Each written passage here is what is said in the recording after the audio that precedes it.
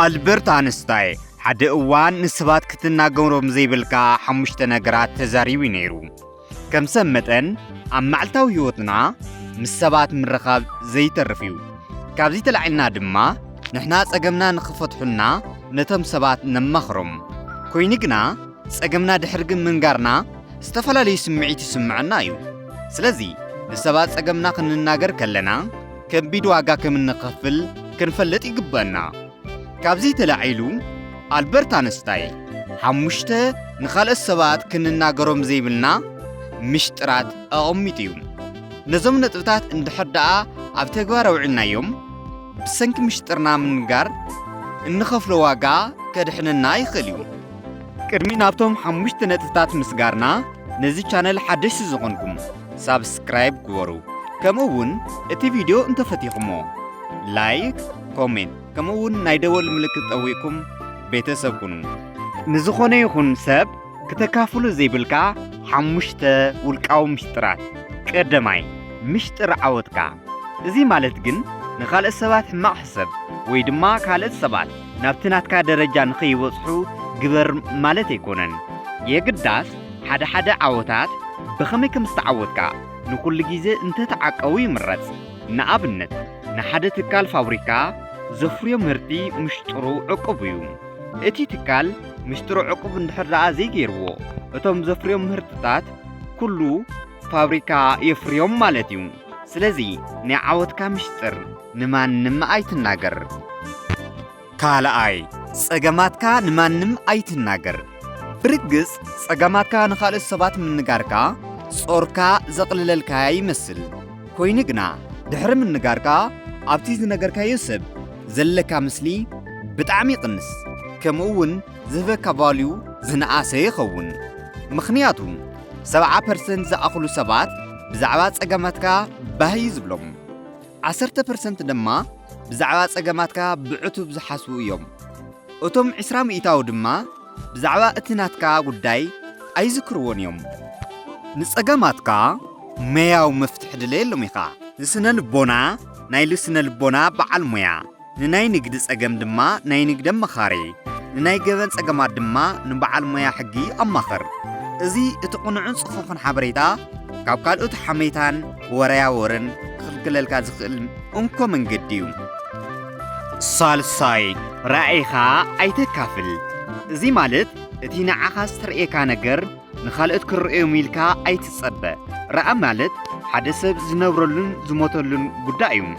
ከምዚ ዝኣመሰለ ዓብዪ ጉዳይ ንሰባት እንተናጊርካዮም ብዛዕባ እቲ ነገር ከቃልልዎ ትዕዘብ። እቲ ቀንዲ ምኽንያት ድማ ንዓኻ ዝተርኤካ ራእይ ነቶም ካልኦት ሰባት ስለ ዘይርአዩ።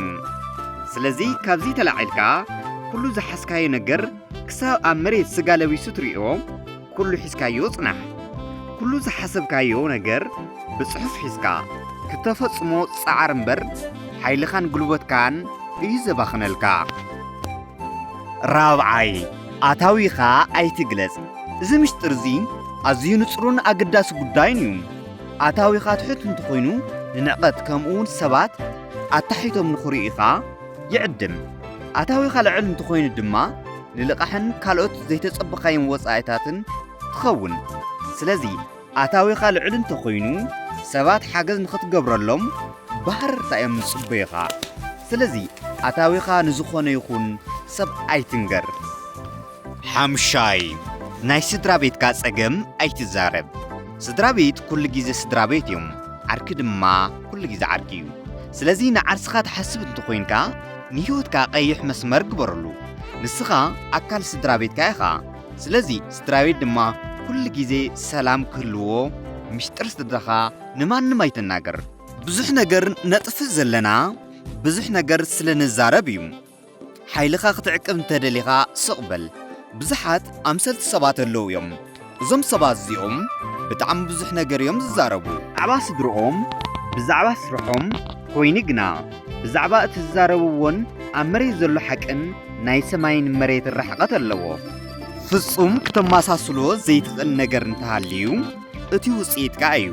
ስለዚ ብዛዕባ እቲ ዝሓሰብካዮ ነገር ክትዛረብ የብልካን። ብዛዕባ ስራሕኻ ክዛረበልካ እንተደሊኻ ባዕሉ እቲ ውፅኢትካ ክዛረብ እዩ። ብዙሕ ኣይትገደስ ንእሽተን ተዛሪብካ ብዙሕ ውፅኢት ርኸብ ንውፅኢትካ ኣሰንብዶ ብስቕታ እንተሰርሕ ከለኻ እንታይ ከም ትሰርሕ ኣይፈልጡን እዮም ብጣዕሚ ብዙሕ ዕላማ ረአን ነይርካ ሎሚ ኣብቲ ዘይትደልዮ ቦታ እንተሃሊኻ እዚ ቪድዮ ንዓኻ እዩ መብዛሕትኦም ዕውታት ሰባት ብሕቡእ ዝሰርሕዎም ኩሎም ነገራት ብጋህዲ እዮም ዝሽለሙ ስለዚ ካብቶም ብዙሓት ሰባት ዘለዎ ቦታ ርሒቕካ ናብ ሓደ ቦታ ገሊስካ ንህይወትካ ተድምፀሉ ዕድል ፍጠር ሓደ ነገር ልቢ በል ንኣስታት ሓደ ወርሒ ወይ ድማ 2 ወርሒ ፍልይ ብዝበለ መልክዑ ኣብ ባዕልኻ ኢንቨስት እንድሕር ደኣ ጌርካ እንታይ ይፍጠር ይመስለካ ሓደ መጽናዕቲ ኣሎ ልዕሊ 75 ተዛረብቲ ሰባት እቲ ዝዛረብዎ ነገር ኣብ ግብሪ ኣየውዕልዎን ንምንታይ ዝብል ሕቶ ድማ እቲ ዝዛረብዎ ጉልበቶም ኣብቲ ዘረባ ስለ ዝውድእዎ እዩ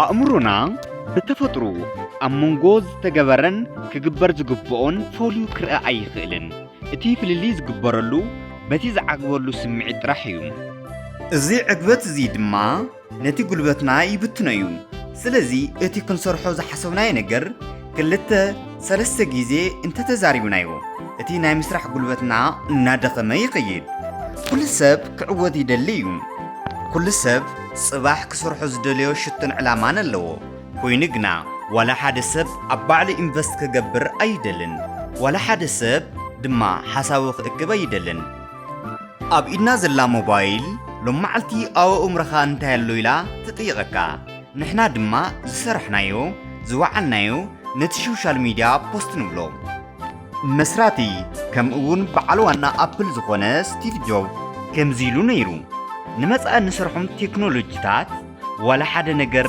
ኣይንብልን ኢና ብስቕታ ኢና ንሰርሕ ሰሪሕና ምስ ወዳእና ድማ ንዓለም ከሰንብዶ እዩ ይብል እስኪ ንወስን ምሽጥርካ ንሰባት ኣይንዛረብ ስቕታ ምረጽ ጠንኪርካ ስራሕ ትኩርኩን ኣብ መጨረሻ ክትዕወት ኢኻ ሰብ ክሰምዖ ይደሊ እዩ ስለዚ ናይ ዕርክነት ሰብ ቀረባ ቤተሰብ ናይ ስራሕ መሓዛ የድልየካ እዩ ኮይኑ ግና ብጊዜ ዝተገደበ ክኸውን ኣለዎ ዋላ ሓደ ሰብ ብፍሉይ መንገዲ ክሕግዘካ ኣይትጸበ ከምኡውን ሰብ ንኽሰምዐካ ወይ ድማ ዘይሰምዐኒ ኢልካ ኣይትሻቐል ሰብ ካብ ዘረባ ብላዕሊ ብተግባር እዩ ዝኣምን ስለዚ ሰባት ክሰምዑኻ ከምኡውን ከድምፁኻ እንተደሊኻ ሰሪሕኻ ብተግባር ርእዮ ካብዚ ብተወሳኺ ድማ ሰባት ተግባር ጥራሕ ዘይኮነስ ሓድሽ ነገራት ከም ዝደልዩ ኣብ ግምት ውሽጢ ክተእትዎ ይግባእ ዝኸበርኩም ተኸታተልቲ እዚ ቻነል እዚ ቪድዮ ምእንታን ናብ ካልኦት ክበጽሕ